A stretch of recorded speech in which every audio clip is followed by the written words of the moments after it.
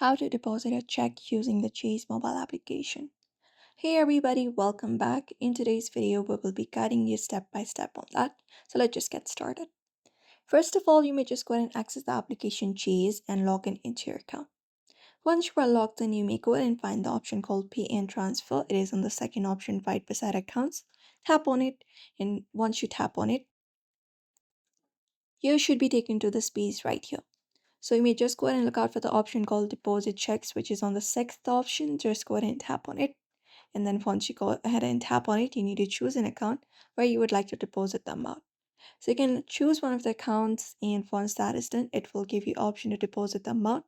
Here, you may just go ahead and provide the current deposit that you would like to deposit, and you need to go ahead and click the front and back of the check. So you can tap on one of those and you can just go on with the process of clicking the picture of front and back. You need to feed in this square option right here, rectangle.